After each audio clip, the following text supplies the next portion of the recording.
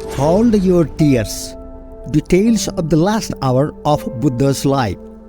Welcome to this remarkable journey, a vivid description of the final moments of Lord Buddha's life, an extraordinary opportunity to view the live account of the last hour of Buddha's life.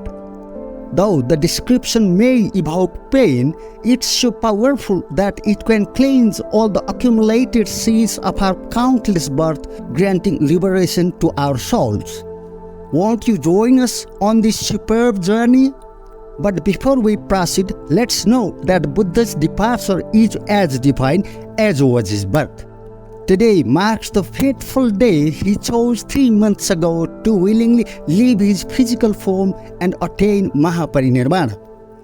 Amid the peaceful Salavana near Kushinagar lies a sacred ground carefully prepared by his attendant Ananda before 2 majestic salo trees where Tathagata is lying gracefully in a regal lion's posture with the head pointing to the north.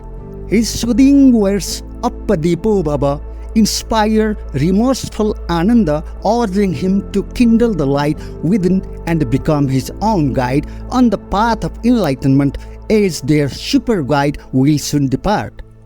The 2 salo trees burst into full blossom against the season, showering flowers and petals upon his sacred resting place. Also from the heavens above, a shower of fragrant mandar flowers and holy sandalwood paste chandan adorns his body, while the celestial melodies of Veri and Mridanga resound in the air. As the hours draw close to midnight, a great number of tearful monks encircle the holy ground, their hearts heavy with grief. Yet behold the face of the Great One, free of any sign of pain, sorrow, and anxiety. Instead, it radiates peace, joy, and happiness as it always has. In this critical moment, Buddha graciously offers the monks a final chance to ask any questions regarding Buddhism and the Sangha, so they may not regret their silence after his departure. Being a moment of profound grief for his followers, tears stream down their faces, yet none dares to trouble the departing Buddha with their questions. The compassionate master repeats his question 3 times and still no monk comes ahead to ask anything. Understanding their hesitation, Buddha gently reminds them, I am not your master, but a Kalyana Mitra, a caring friend. Ask me anything as freely as you would ask a friend.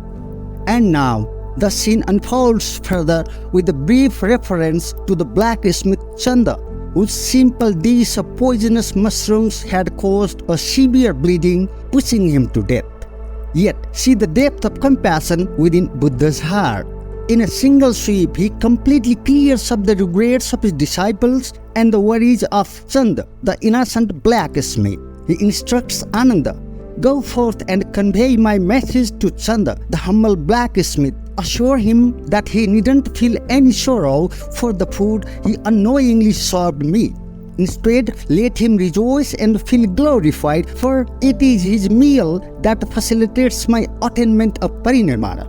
Buddha continues, in my earthly life, I have had 2 supremely significant meals, Sujata's rice pudding, which granted me enlightenment, and the meal given by Chanda, which granted me nirvana. Chanda holds the privilege of becoming the only man on earth who served Buddha his last meal. Please remind him that this was all of my own will, and I am filled with profound joy and gratitude for him. Meanwhile, Subhadra, a wandering mendicant known as Paribrajaka, comes running to see the Buddha in his last hour. Since Ananda is unwilling to let him see the Buddha, thinking Subhadra would have an unnecessary argument with the Buddha at such solemn moment, but the Buddha himself invites him in and clears all his doubts and immediately grants him monkhood, helping him attain arhatship instantly. Buddha continues preaching non-stop right until he breathes his last.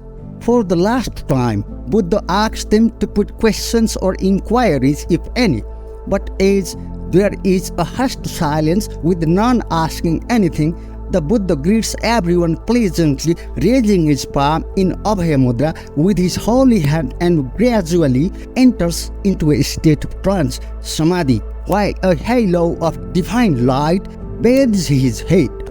In that sacred moment, the world witnesses the Mahaparinirvana, the ultimate liberation of the great soul.